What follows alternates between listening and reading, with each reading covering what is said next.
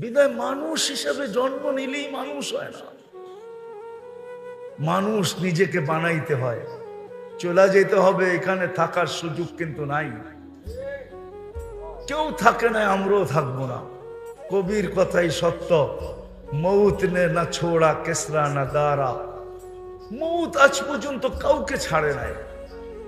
হায়, কবির কথা সত্য, যদি মৃত্যু কাউকে ছাড়তো তাহলে একজনকে ছাড়তেন, একজনকে। চিনেন ওনাকে? উনি হলেন মুহাম্মাদুর রাসূলুল্লাহ সাল্লাল্লাহু আলাইহি ওয়াসাল্লাম। কবির কথা হলো লাউ কানাতি দুনিয়া মুখাল্লাদা মা মাতা মুহাম্মাদা। দুনিয়া যদি চিরদিন কারো জন্য হতো তাহলে মুহাম্মাদুর রাসূলুল্লাহ দুনিয়ার থেকে চলে যেতেন না। আপনি মুহাম্মাদুর রাসূলুল্লাহ চিনেনই না। চিনেন? না, চিনি না। যদি চিনতাম তাহলে যুবকরা নেটে দেখা চুল কাটতো না। জিজ্ঞেস করেন, অধিকাংশ যুবক 80% যুবক চুল কাটে নেটে ডিজাইন দেখা, বরং 90% বলা যায় যুবকরা চুল কাটে নেটে ডিজাইন দেখা। জিজ্ঞেস করেন,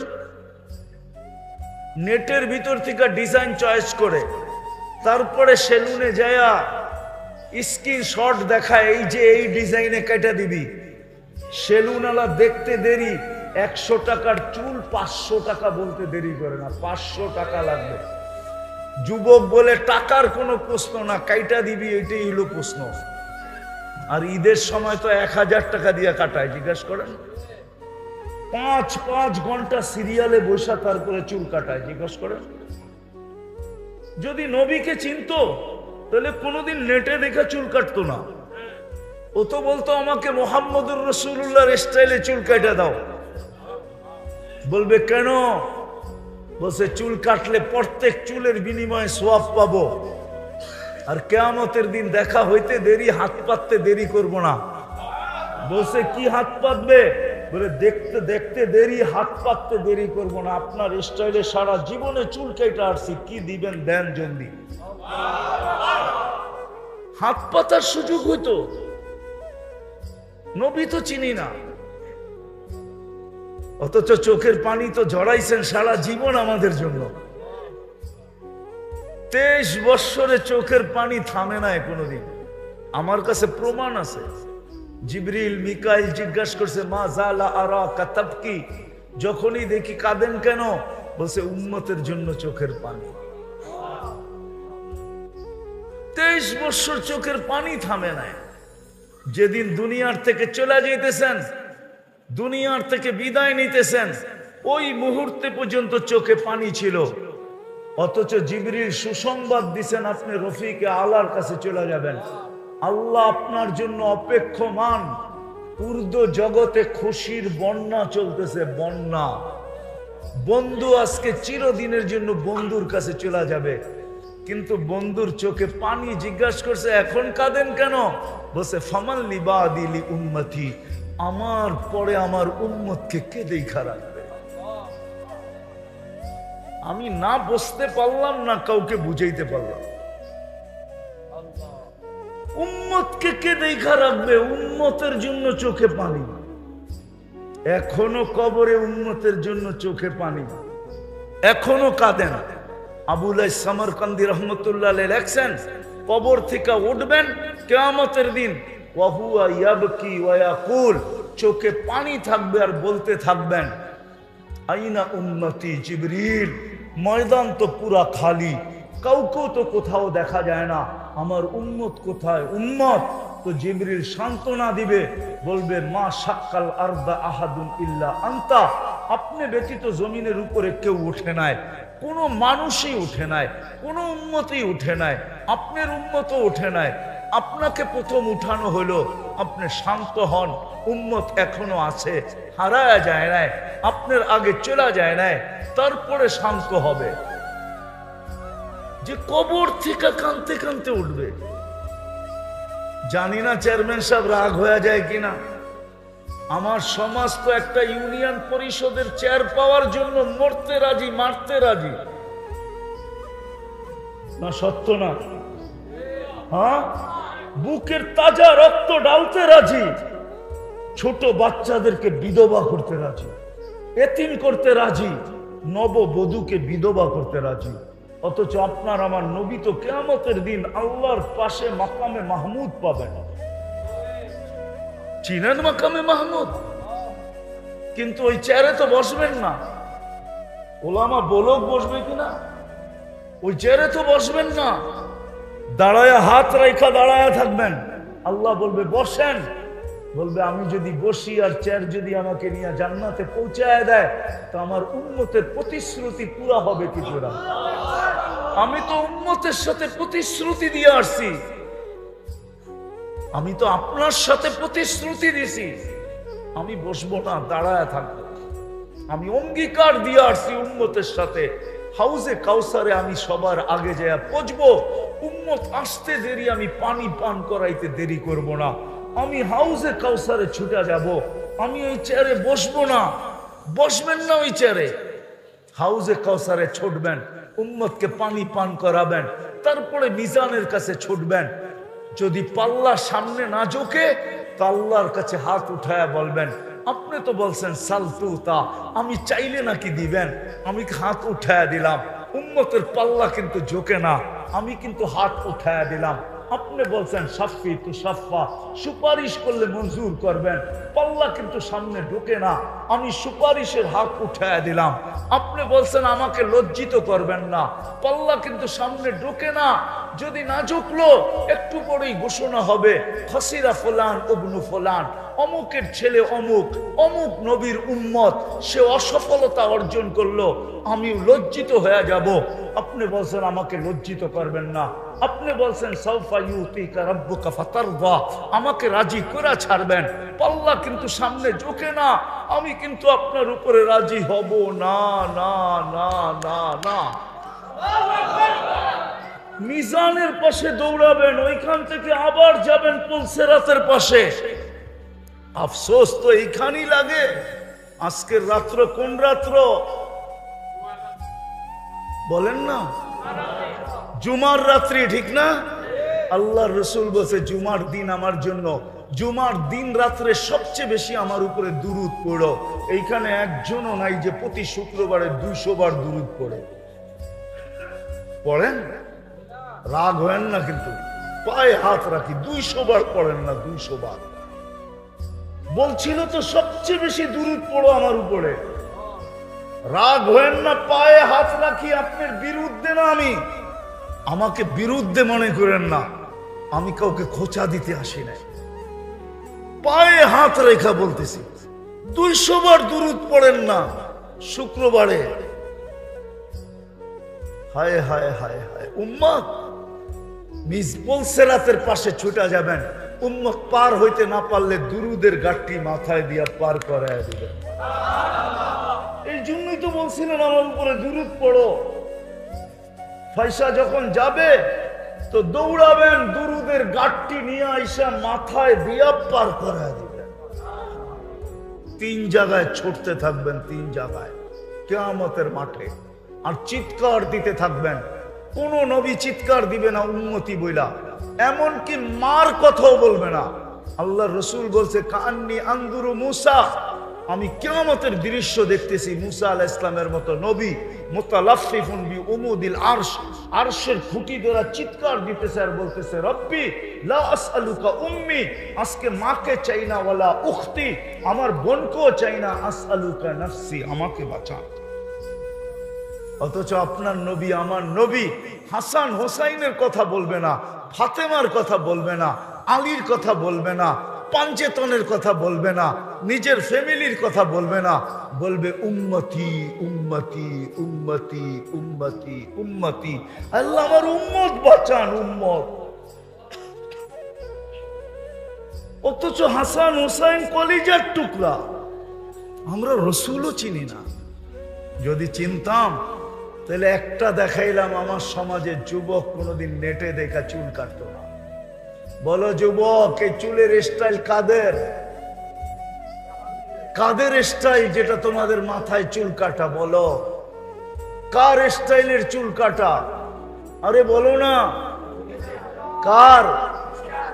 হ্যাঁ, আমাকে তো চিনাইতে হবে না, আমি জানি তোমাদের স্টাইল কার স্টাইলের কাটা। দুনিয়ার কোনো উন্নত দেশ নাই যে দেশে আমি না গেছি, আর দুনিয়ার কোনো উন্নত দেশ নাই যে দেশে যাওয়ার ব্যবস্থা আমার কাছে না আছে।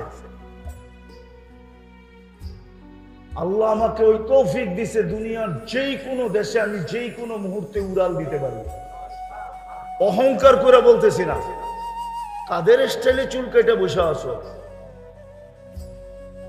বুঝলাম তোমাদের এই চুলের স্টাইল দেখা যদি তোমাদেরকে ভিসা দিয়া দিয়া ওদের দেশে নিয়ে যাইতো, তাহলে আমার মনকে বুঝাইতে পারতাম। লাইনে দাঁড়াইলে তো ইউরোপ যাওয়ার জন্য 50 লাখ টাকা এখন গুনতে হয়, 30-40 লাখ টাকা গুনতে হয়। আমেরিকা যাইতে হলে 50 লাখ টাকা গুনতে হয়, তাও মেক্সিকোর জঙ্গল পার হয়ে যাইতে হয়। আমি চিনি ওদেরকে, যারা মেক্সিকোর জঙ্গল পাড়ে আমেরিকাতে গেছে, আমি ওদেরকে চিনি। আমি এই অঞ্চলের মানুষকেও চিনি যারা আমেরিকাতে থাকে, ওদেরকেও যে জিজ্ঞাসা করেন আমাকে চিনে কি চিনে না। যার কবর আমি না দেখছি, আপনারা ফিলিস্তিন মিডিয়া দেখছেন, ওয়াদি খলিল দেখেন না, যেখানে ইব্রাহিম খলিল শুয়ে আছে। আপনারা ফিলিস্তিন মিডিয়ায় দেখছেন, ওয়াদি মুসা দেখেন নাই, যেখানে মুসা আলাইহিস সালাম ঘুমায় আছে। ওলামা বললে বলবে অহংকার করতেছি, না না, তাহাদিসে নেয়ামত আল্লাহ জানে। শুআইব আলাইহিস সালামের, মুসা আলাইহিস সালামের শ্বশুর বাড়িতে আমি দাওয়াত খেয়ে আসছি, মাদিয়ানে যে দাওয়াত খেয়ে আসছি ওনার শ্বশুর বাড়িতে। আমার দুপুরের দাওয়াত ছিল মাদিয়ানে, যেখানে ওনার শ্বশুর বাড়ি। আমাকে বুঝাইতে হবে না, তাইলে হাজারো কবর আমাকে কাঁদাইতো না। আমি বেলাল রাদিয়াল্লাহু তাআলা আনহুর বাড়ি 6 বার দেখছি, 6 বার। রাবিয়া বসরির বাড়ি আমি 6 বার দেখছি, 6 বার। ওসমান রাদিয়াল্লাহু তাআলা আনহুর ছেলে মুহাম্মদ ইবনে উসমান ইবনে আফফান, 14 বছরের যুবকের কবর আমাকে 2 ঘন্টা কাঁদাইতো না। যুবক 2 ঘন্টা কাঁদাইছে, 2 ঘন্টা। কমরু আইল্যান্ডে কবর আছে, আমি ওই কবরের ভিতরে বসে 2 ঘন্টা কাঁদছি, 2 ঘন্টা। কবর আমার ভিতরকে ফাইরা ফেলছে, আমার ভিতরে কিছু নাই। ওই কবর আমাকে কাঁদাইতো না।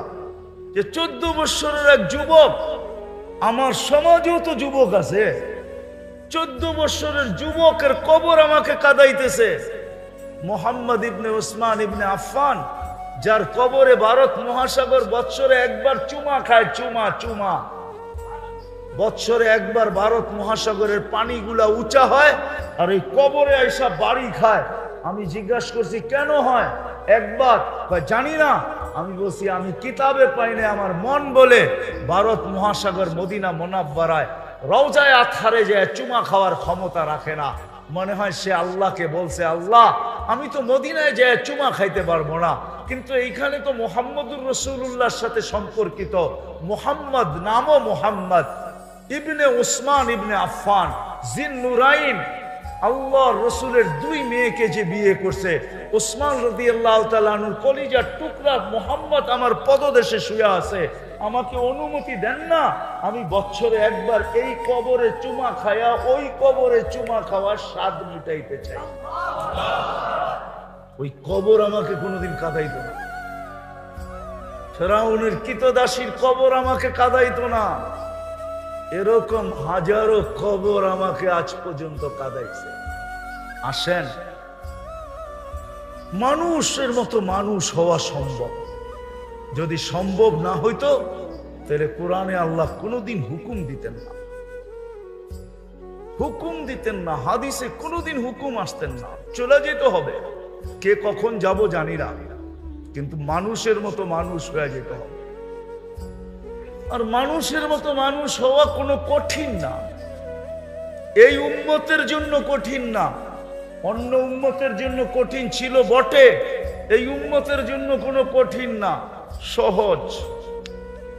কি মানুষের মতো মানুষ হইতে চান?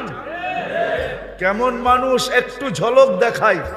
এরকম মানুষ যে ফেরেশতা প্রটোকল দিয়া নিয়ে আসবে, নিয়ে যাওয়ার জন্য আসবে। তাতানাজ্জালু আলাইহিমুল মালাইকা, মৃত্যু লগ্নে আসবে, ফেরেশতা স্বাগত জানায় নিয়ে যাবে, স্বাগত জানায়। একজন না, দুইজন না, তিনজন না, হাদিসে আছে জমিন থেকে আরশ পর্যন্ত 2 লাইনে দাঁড়াবে, 2 লাইনে। আর 500 ফেরেশতা কানে কানে আশ্বস্ত করবে, আল্লাহ তাখাফু ওয়ালা তাহজানু, তোমার জন্য কোনো ভয় নাই, তোমার জন্য কোনো চিন্তা নাই, আমরা সাথে আছি, থাকবো, আমরা সাথে আছি, থাকবো। নাহনু আউলিয়াউকুম ফিল হায়াতিদ দুনিয়া ওয়া ফিল আখিরাহ, আমরা দুনিয়া তো ছিলাম, আখিরাতও থাকবো। দুনিয়ার মানুষ তো তোমাকে কবর দিয়া দূরে চলে আসবে, ছেড়া চলে আসবে, আমরা ছাড়বো না, আমরা তোমার সাথে জান্নাতের গেট পর্যন্ত থাকবো। আর জান্নাতের গেটে স্বাগত জানাবে কে? আল্লাহ। আল্লাহ ইয়াস্তাকবিলুনি উম্মতি রব্বি, আমাদের নবীজি বলছে আমাকে আর আমার উম্মতকে জান্নাতের গেটে স্বাগত জানাবে স্বয়ং আল্লাহ। ওই মানুষ হতে চান? চান? কে কে চান দেখি? পাক্কা ওয়াদা? বেশি লাগবে না, আমি একটা শুধু দেখাইতেছি, বেশি 2টা কাম যদি আজকে করতে পারেন, একটা অতীতের জন্য যদি মনের থেকে আজকে তওবা করতে পারেন, পারবেন? কে কে পারবেন দেখি? তাইলে বলে দেন, আল্লাহ অতীত থেকে তওবা করলাম, আপনি মাফ করে দেন। বলেন বলেন বলেন, অতীত থেকে তওবা করলাম, আপনি মাফ করে দেন। আল্লাহ কিন্তু এখন প্রথম আকাশে নামান, দ্বিতীয় আজকের থেকে অঙ্গীকার করেন যে যেখানেই থাকি, যেই অবস্থায় থাকি, আজানের আওয়াজ শুনতে দেরি, নামাজে দাঁড়াইতে দেরি করব না। কে কে পড়বো নামাজ? পাক্কা ওয়াদা? বিলকুল ভুল হবে না। নামান তাইলে এক নামাজই যথেষ্ট। ইদা সালুহা সালুহা সাইরুল আমাল।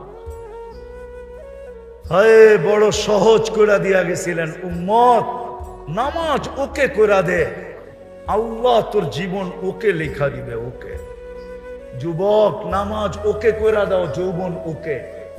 বৃদ্ধ নামাজ ওকে করে দেখ, তার জীবন ওকে। নারী নামাজ ওকে করে দেখ, তার জীবন ওকে। যেই ব্যক্তি নামাজকে ওকে করবে, তার জীবন ওকে। এটা আমি জোর দিতেছি এই জন্য যে আজকে মুসলমানের দুরবস্থা একদিকে, আর মুসলমান সারা দুনিয়ায় বিজয়ের চিৎকার আরেক দিকে। মুসলমান চিৎকার দিতেছে বিজয়ের জন্য, আর মুসলমানের দুর্দশার চিৎকার আরেক দিকে। ইহুদিদের কিতাবে লেখা আছে, যতক্ষণ পর্যন্ত জুমার জামাত আর ফজরের জামাত এক না হবে, ততক্ষণ পর্যন্ত মুসলমান বিজয়ের মুখ দেখবে না, না না না না না। বিজয়ের পালা শুরু হবে না। যদি প্রমাণ চান তো আমার কাছ থেকে মোবাইল নাম্বার নিয়ে যেতে পারেন, আমি ফিলিস্তিনি আলেমের নাম্বার দিব আপনাকে, যার বাড়ির পাশে ইহুদি আলেম বাস করে। আজ না 89 দশকে আমাকে বলছিল সে, যে ইহুদি আলেম আমাকে জিজ্ঞাসা করছিল তোমাদের জুমার ফজরে মুসল্লি কিরকম হয়। তা আমি বলছিলাম জুমার তুলনায় আমাদের ফজরে কোনো মুসল্লি হয় না। বলছে তাইলে আমরা নিরাপদ? বলছে এটার অর্থ, বলছে আমাদের কিতাবে লেখা আছে যতদিন তোমাদের জুমার জামাত আর ফজরের জামাত সমান না হবে, ততদিন তোমাদের বিজয়ের পালা শুরু হবে না, না না না না। চিৎকার দিতে পারি, বিজয়ের পালা শুরু হবে না। আপনি বলবেন আল্লাহ সাহায্য করলে, একটু আগেই দেখাইছি ওকে আল্লাহ সাহায্য করে তো করে কি কইরা, যাকে 5 বেলা ডাকে তারপরে মসজিদে আসে না, ওকে সাহায্য করে তো করে কি কইরা? বলেন, আরে বলেন না, ওকে সাহায্য কি করে করে? যাকে আল্লাহ ডাকলো মসজিদে 5 বেলা আর আসলো না, সম্মানের মালা নিয়ে ডাকলো, মান যারা বাইতি ওয়াজাবা আলাল মাজুর আন ইউকরিমা যায়ের, আল্লাহ বলে মসজিদে পা রাখতে দেখি তোকে আমি সম্মানের মালা পড়াইতে দেরি করি না। শুধু মালা, যখন সেজদায় যায় তা আল্লাহ বলতে থাকে ইরফা হিজাব বাইনি ওয়া বাইনা আবদি, সেজদায় যাইতে দেরি আল্লাহর মাঝে আপনার মাঝে সমস্ত পর্দা সরতে দেরি হয় না। ওই দিকে গেলে হারায়া যেমন তুর পাহাড় আপনারা দেখেন না, আমি দেখা আসি বিদায়। ওই হাদিস আপনাকে আমি বুঝাইতে পারবো না, তুর পাহাড়ের পদদশে গেলে বুঝাইতে পারবো। মুসা আলাইহিস সালাম জিজ্ঞাসা করছিলেন, আল্লাহ আমার সাথে কথা বলেন, আপনি কি চূড়ায় আমি কি পদদেশে? তো বলছে না, আমি তোমার আমার মাঝে পর্দা আছে, আমি ওরা আল হিজাব, আমি পর্দার ওই পারে তুমি এই পারে। এক উম্মত আসবে, এরা আমার সাথে কথা বলবে, কোনো পর্দা থাকবে না। বলছে সেটা কোন উম্মত? বলছে সেটা উম্মতে মুহাম্মাদি। বলছে কখন কথা বলবে? বলে ইদহুম ইয়াসজুদুন, যখন তারা সেজদায় যাবে। এই জন্য বুখারীতে আছে মুসাল্লি ইউনাজি রাব্বা, নামাজি আল্লাহর সাথে কথা বলে। নামাজি ওই আল্লাহ ডাকে কথা বলার জন্য। 80% মুসলমান মসজিদে আসে না, নামাজ পড়ে না। আপনাকে করবে সাহায্য, কিভাবে সাহায্যের কথা বলেন মুখ দিয়া? লজ্জা করে না? লজ্জা তো করা উচিত। বুঝতাম যে আল্লাহ ডাকতে দেরি, আমরা আসতে দেরি করি না। তারপরে যদি সাহায্য না করতেন তাহলে আঙ্গুল উঠাইতে পারতাম যে আপনি ডাকতে দেরি, আমরা আসতে দেরি করি না, তারপরেও সাহায্য কেন করেন না? আজকে সাহায্য হয় না কেন? এই জন্য হয় না। এই জন্য পায়ে হাত দিয়া বলি, বাজারবাসীকেও বলবো যারা আমার আওয়াজ শুনতেছেন, আপনি মসজিদে আসতে পারেন না, আমার কোনো আপত্তি নাই। অফিসওয়ালা অফিসে, আদালতওয়ালা আদালতে, হাটওয়ালা হাটে, বাজারওয়ালা বাজারে, খেতওয়ালা খেতে, খামারওয়ালা খামারে, মেইলওয়ালা মেইলে, ফ্যাক্টরিওয়ালা ফ্যাক্টরি, রোডওয়ালা রোডে, ঘাটওয়ালা ঘাটে, ওইখানেই দাঁড়ায় যাক না। আমি চাঁদে গেছি 6 বার। চাঁদ বোঝেন? আবার আকাশের চাঁদ মনে করেন না। আফ্রিকার একটা দেশ আছে, চাঁদ, ডি শেষে ডি, সি দিয়া লেখে, আরবিতে বলে তাসাদ। আমি 6 বার গেছি ওই দেশে, একবারও দেখি নাই আমি। নামাজের সময় হইতে দেরি, ড্রাইভারকে বলতে হয় না নামাজের সময় হয়েছে। বাসের ড্রাইভার নিজে থামায়, নিজে উজু করে, বাসের ভিতরে চাটাই রাখা আছে, চাটাই বিছায়, নিজে ইমামতি করে নামাজ পড়ে, তারপরে গাড়িতে উঠায় আবার টান দেয়। আমি স্পিকারকে জিজ্ঞাসা করছি, তোমাদের এখানে নামাজির সংখ্যা কত? বলছে চাঁদে কোনো বেনমাজি নাই। জুমার রাত্রি, ঠিক না? আল্লাহর রাসূল বলছে জুমার দিন আমার জন্য, জুমার দিন রাত্রে সবচেয়ে বেশি আমার উপরে দুরূদ পড়ো। এইখানে একজনও নাই যে প্রতি শুক্রবারে 200 বার দুরূদ পড়ে। পড়েন? রাগ হয় না কিন্তু, পায়ে হাত রাখি, 200 বার পড়েন না? 200 বার বলছিল তো, সবচেয়ে বেশি দুরূদ পড়ো আমার উপরে। রাগ হয় না, পায়ে হাত রাখি, আপনার বিরুদ্ধে না আমি, আমাকে বিরুদ্ধে মনে করেন না, আমি কাউকে খোঁচা দিতে আসি নাই। পায়ে হাত রেখা বলতেছি, 200 বার দুরূদ পড়েন না শুক্রবারে? হায় হায় হায় হায়। উম্মত মিজবুল সিরাতের পাশে ছুটা যাবেন, উম্মত পার হইতে না পারলে দুরুদের গাঠটি মাথায় দিয়া পার করায় দিবেন। এই জন্যই তো বলছিলেন আমার উপরে দুরূদ পড়ো। পয়সা যখন যাবে তো দৌড়াবেন, দুরুদের গাঠটি নিয়ে আইসা মাথায় দিয়া পার করায় দিবেন। 3 জায়গায় ছুটতে থাকবেন, 3 জায়গায় কিয়ামতের মাঠে, আর চিৎকার দিতে থাকবেন। কোন নবী চিৎকার দিবে না উম্মতি বইলা, এমনকি মার কথাও বলবে না। আল্লাহ রসুল বলছে কান্নি আনজুরু মুসা, আমি কিয়ামতের দৃশ্য দেখতেছি। মুসা আলাইহিস সালামের মতো নবী মুতালাফফিফুন বি উমুদিল আরশ, আরশের খুঁটি ধরে চিৎকার দিতেছে আর বলতেছে রব্বি লা আসআলুকা উম্মি, আজকে মাকে চাই না, ওয়ালা উখতি, আমার বোনকেও চাই না, আসআলুকা নাফসি, আমাকে বাঁচা। অথচ আপনার নবী, আমার নবী হাসান হোসাইনের কথা বলবে না, ফাতেমার কথা বলবে না, আলীর কথা বলবে না, পাঞ্চেতনের কথা বলবে না, নিজের ফ্যামিলির কথা বলবে না, বলবে উম্মতি উম্মতি উম্মতি উম্মতি উম্মতি। আল্লাহ আমার উম্মত বাঁচান, উম্মত। অথচ হাসান হুসাইন কলিজার টুকরা, আমরা রসুলও চিনি না। যদি চিনতাম তাহলে একটা দেখাইলাম, আমার সমাজের যুবক কোনোদিন নেটে দেখা চুল কাটতো না। বলো যুবক, এই চুলের স্টাইল কাদের? কাদের স্টাইল যেটা তোমাদের মাথায় চুল কাটা? বলো কার স্টাইলের চুল কাটা? আরে বলো না কার? হ্যাঁ, আমাকে তো চিনাইতে হবে না, আমি জানি তোমাদের স্টাইল কার স্টাইলের কাটা। দুনিয়ার কোনো উন্নত দেশ নাই যে দেশে আমি না গেছি, আর দুনিয়ার কোনো উন্নত দেশ নাই যে দেশে যাওয়ার ব্যবস্থা আমার কাছে না আছে। আল্লাহ আমাকে ওই তৌফিক দিছে, দুনিয়ার যেই কোনো দেশে আমি যেই কোনো মুহূর্তে উড়াল দিতে পারি। অহংকার করে বলতেছি না। কাদের স্টাইলে চুল কেটে বসে আছো? বুঝলাম তোমাদের এই চুলের স্টাইল দেখা যদি তোমাদেরকে ভিসা দিয়া দিয়া ওদের দেশে নিয়ে যাইতো, তাহলে আমার মনকে বুঝাইতে পারতাম। লাইনে দাঁড়াইলে তো ইউরোপ যাওয়ার জন্য 50 লাখ টাকা এখন গুনতে হয়, 30-40 লাখ টাকা গুনতে হয়। আমেরিকা যাইতে হলে 50 লাখ টাকা গুনতে হয়, তাও মেক্সিকোর জঙ্গল পার হয়ে যাইতে হয়। আমি চিনি ওদেরকে, যারা মেক্সিকোর জঙ্গল পাড়ে আমেরিকাতে গেছে, আমি ওদেরকে চিনি। আমি এই অঞ্চলের মানুষকেও চিনি যারা আমেরিকাতে থাকে, ওদেরকেও যে জিজ্ঞাসা করেন আমাকে চিনে কি চিনে না। হুকুমটা কিন্তু আমার না, স্বয়ং আল্লাহর হুকুম। ফাস্তামিউ, দ্বীনি কথা যখন শোনো তো মনোযোগ দিয়া শোনো। লাআল্লাকুম তুরহামুন, তাইলেই কিন্তু আমল করার জন্য আল্লাহ তৌফিক দিবেন।